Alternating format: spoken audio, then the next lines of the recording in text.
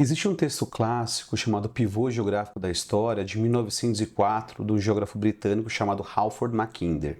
Nesse texto, ele coloca a suposta fragilidade da chamada Europa Ocidental, França e a própria Inglaterra, país que ele vive, das regiões mais a leste do continente, principalmente as planícies que pegam da região da atual Ucrânia até as áreas da Sibéria, mais ou menos. Essas áreas, segundo Mackinder, elas seriam muito frágeis para os países ocidentais por invasões de diversos povos na história, como os próprios húngaros ou os mongóis. Coisa interessante é que ele fala que essa área territorial, essas grandes planícies, formariam o que ele chama de uma heartland, ou área pivô, que é uma área que formaria, para quem dominasse, uma grande potência continental. E por outro lado, as potências marítimas, que seriam aqueles países que teriam um grande investimento na área oceânica, um controle dessas áreas, teriam uma dificuldade de dominar essas áreas continentais. Então, dessa maneira, ele coloca no final do texto uma grande preocupação da Rússia, que é um império que foi se expandindo da mesma maneira que as navegações se expandiram, e se transformou em um grande poder continental que poderia, talvez, ameaçar a Europa Ocidental. Isso já naquela época. Uma coisa interessante, né, paralelo lendo esse texto, eu fiquei pensando um pouco sobre como na literatura, né, em filmes, desenhos, histórias em quadrinhos, você tem a figura da zoomorfia, que seria a ideia, né, a proposta de você realçar características humanas, né, em personagens em formato de animais, para tentar, né, destacar alguns elementos importantes dessas características. Uma coisa interessante quando a gente analisa os países é que existe uma espécie de uma zoomorfia de países ou povos. Por exemplo, a própria Rússia, ela é vista muitas vezes como um urso gigante, um grande urso pardo, que é um animal grande, temível, de centenas de toneladas, muito territorialista e bastante violento. Por outro lado, lendo esse texto, me dá a impressão que Mackinder vê a Europa Ocidental como um grande animal dócil e frágil, que apenas quer viver, se reproduzir, prosperar e usa a violência apenas quando é ameaçado, como por exemplo um coelho, um cervo. A partir disso, né, essa analogia tem alguma série de problemas, porque ela leva a uma análise, uma ideia de uma dicotomia no preto e no branco, e a gente vê que os países, essa relação não é bem assim, tem vários tons de cinza. E na última semana, quando a gente analisa o pronunciamento de Donald Trump, essa aproximação com a Rússia, um grande rival do país, né, um grande inimigo, a gente vê que alguns elementos importantes a serem discutidos em relação dessa forma como a gente enxerga esses países. Vamos conversar um pouquinho sobre. Olá, meu nome é Alessandro Fagundes, esse é o Latitude Notícias, onde a gente pega notícias do Brasil e do mundo e relaciona com uma questão geopolítica. Se você gosta desse tipo de assunto, curta, compartilhe, ajude nosso canal a crescer.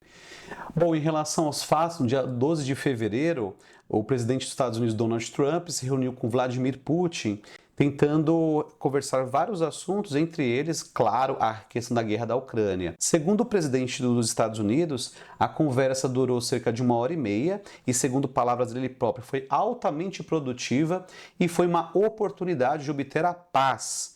Segundo o presidente também, né, houve uma conversa no dia com Zelensky que foi bastante estimulante e interessante. Nesse dia também teve um pronunciamento a partir do governante da Ucrânia de uma tentativa de negociação com os russos por troca de territórios. Só para a gente dar uma lembrada um pouquinho, praticamente toda a parte leste da Ucrânia, né, cerca de 20% do país, está sob domínio dos russos, que são as 4 províncias, Zaporíжia, Donetsk, Luhansk e Kherson, que foram dominadas nos últimos 3 anos, nessa guerra que começou do dia 24 de fevereiro e continua praticamente até os dias de hoje.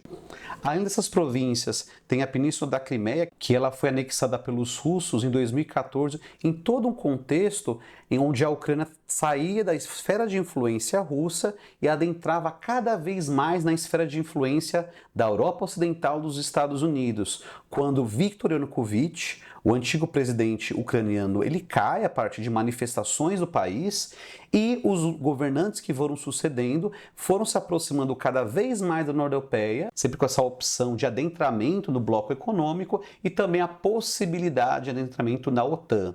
E aí são um palco que foi importante também para a própria guerra de 2022, de fato. E dessa maneira, o presidente ucraniano queria fazer a troca, o território ocupado pelos ucranianos em Kursk, da Rússia, desses territórios que foram ocupados pelos russos. A resposta russa foi praticamente automática. Dmitry Peskov, representante do Kremlin, disse que estaria fora de questão qualquer tipo de troca de territórios com a Ucrânia em relação à Rússia. E Dmitry Medvedev, vice-presidente do Conselho de Segurança russo e ex-presidente da Rússia, foi muito mais contundente. Ele colocou que essa proposta ela é absurda e a Rússia conseguiria o caminho da paz, se possível, através da força. Os Estados Unidos foram um caminho muito parecido. Pete Hegseth, secretário de Segurança norte-americano, colocou que seria irrealista a volta de territórios da Ucrânia pré-2014 e disse também que não seria possível alguma proposta de paz que incluísse o adentramento da Ucrânia na OTAN, que é a organização do pacto militar, que ela existia nesse contexto da Guerra Fria e mesmo com o fim da União Soviética, ela continua existindo. Bom, houve também as discussões em separado dos Estados Unidos à Ucrânia em relação às terras raras. O que são isso? São elementos químicos importantíssimos para a indústria, como o lantânio, cério, európio, que eles são essenciais para ímãs de grande potência, baterias, eletrônicos. Então, na indústria moderna, esses elementos químicos são centrais. E também já foi falado neste canal a importância das terras raras para a exportação da China e como ela está diminuindo essas exportações para os Estados Unidos como uma retaliação às taxas que aconteceram há semanas atrás. Então, dessa maneira, essa negociação, para o ponto de vista ucraniano, seria uma forma de ter uma garantia de segurança. E para o lado do Trump, né, você tem uma segurança um pouco maior em relação à China, uma menor dependência e também uma cobrança de dívida cerca de 300 bilhões de dólares em relação aos gastos militares, seja com armamento, suprimentos durante esses quase 3 anos de guerra. E uma coisa também bastante curiosa que foi essa semana, Donald Trump acabou chamando Zelensky de ditador e disse que as negociações de paz em relação à guerra da Ucrânia, em relação à Rússia, elas poderiam ser feitas sem a interferência do governante ucraniano. Então, um ponto bastante importante. Bom, em relação como análise, a gente pode perceber com esses pontos colocados nas últimas semanas que a Ucrânia tem uma base de negociação muito frágil e muito curta. A gente percebe que essa guerra Ucrânia e Rússia, ela está numa base de conflito muito maior entre a Rússia e os Estados Unidos. Então, a Ucrânia seria um grande proxy, ou seja, aquele país que você investe dinheiro, financiamento, só que por trás dele você tem uma grande potência que quer desestabilizar outra potência, que isso foi muito comum na Guerra Fria. Por exemplo, o caso do Afeganistão, o caso do Vietnã, que foram casos clássicos de proxy wars. No caso do ponto de vista russo, a gente tem alguns elementos que são importantes. A Rússia vem criticando a expansão da OTAN desde o do fim da União Soviética, nos anos 90, e essa adesão de países europeus, né, que são ex-repúblicas soviéticas, que estão cercando a Rússia. O próprio Vladimir Putin, em entrevista com o Tucker Carlson, que a gente pode encontrar inclusive aqui no YouTube, ele coloca que houve um acordo verbal de lideranças russas e dos Estados Unidos que a OTAN ela não se expandiria. Em relação a esse argumento, muitos analistas rebatem que os países têm soberania de aceitar ou não. Isso não deve ter uma interferência em relação à Rússia. Porém, né, essa soberania ela poderia estar fragilizada se o caso não fosse a Rússia, mas sim os Estados Unidos, em relação a países como México e Cuba, tivessem acordos e pactos militares em relação à Rússia. Como de fato já aconteceu, a pior crise no período da Guerra Fria foi a crise dos mísseis de 1962. Então, dessa maneira, Putin coloca que ele está vendo encurralado e isso foi não uma agressão em relação à Ucrânia, mas, na sua visão, uma proteção.